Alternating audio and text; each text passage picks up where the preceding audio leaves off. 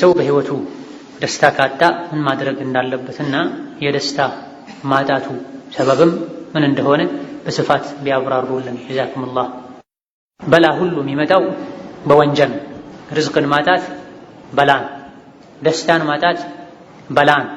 በላ ደግሞ የሚነሳው ችግር የሚቀረፈው በተውበት። በላ አልወረደም አልመጣም በወንጀል እንጂ አይነሳም አይወገድም በተውበት እንጂ ብሏል ነብዩ ሰለላሁ ዐለይሂ ወሰለም። ስለዚህ የርዝቅ በር የተዘጋጋበት ሰው በህይወቱ ደስታን ሰላምን ያጣ ሰው ወደ አላህ ይመለስ። መን አራደ ሰዓደተ አልአብድየ ፈልየልዘም ዐተበተ አልዑቡድየ ብላ ሸይኹል ኢስላም ተይሚያ ረሕመቱላሂ ዐለይህ። ቋሚ ቀጣይነት ያለው ደስታን የፈለገ የባሪያነትን ደጅ ይጥና ብላ።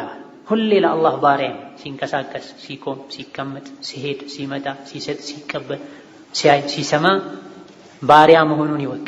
ባሪያ ያለ አለቃው እንደማይንቀሳቀሰው አለቃው ያልፈቀደለትን ነገር እንደማያደርገው እኔም የአላህ ባሪያ ነኝ። ማየው ነገር አላህ ይፈቅዳል አያለሁ፣ የምሰማው ነገር አላህ ይፈቅዳል አይፈቅድም አቆማለሁ።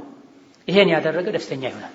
አልሑጠይአ የሚባል በዑመር ዘመን የነበረ ገጣሚ ለስቱ አረ ሰዓደተ ጀምዐ ማሊን ወላኪነ ተቂያ ሁወ ሰዒዱ በላ። ደስታ ማለት ገንዘብ መሰብሰብ ነው ባለ ሀብት መሆን ነው ብዬ አላምንም። ደስተኛ ማለት አላህን የሚፈራ ሰው ነው አለና ወዐንደ አላሂ ሊልአትቀል መዚዱ። አላህን የፈራ በዱንያም በአኺራ ደስተኛ ይሆናል።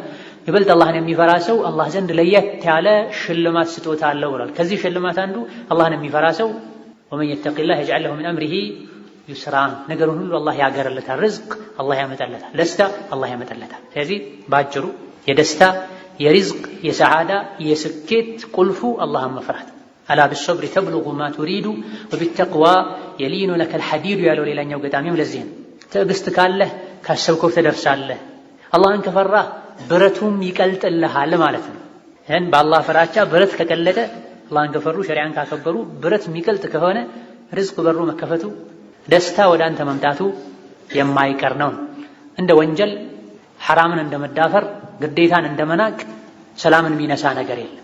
ወመን አዕረض ዐን ዚክሪ ፈኢነ ለሁ መዒሸተን ضንካ የተባለው ለዚህ ነው። ከአላህ መመሪያ ቸላ ያለ በጭንቀት በሁከት የተሞላ ህይወት አለለት ተብሏል። ነብዩ ሰለላሁ ዐለይሂ ወሰለም አለም ነሽረሕ ለከ ሰድረክ ብሏቸዋል። ልብህን አላሰፋንልህም እንዴ ብሏቸዋል። የነቢ ልብ የሰፋው ነቢ ስለሆኑ ለነቢይነት የሚያበቃቸው ኢማን ላይ ስላሉ ነው። የነቢ ኡመት የሆነም ሰው በዒባዳው በአኽላቁ በዲኑ ከነቢ በተመሳሰለ ወደዛ በተጠጋ ቁጥር የእሱ ልብም ይሰፋል። በሶላትህም በጾምህም በንግግርህም ባለባበስህም በእንቅስቃሴህም በሁሉም ነገር ከነቢ ለመመሳሰል በጣርክ ቁጥር አላህ በዛው ልክ እንደ ኢማኑ ልቡን ያሰፈለታል። ስለዚህ ልቡ እንዲሰፋ ከጭንቅ ከጋጋታ ከድብርት ከሐዘን እንዲርቅ የፈለገ ልብ የሚያሰፋው ሸሪዓን ሰፊ የሆነውን ሸሪዓ ሊተገብር ይገባዋል።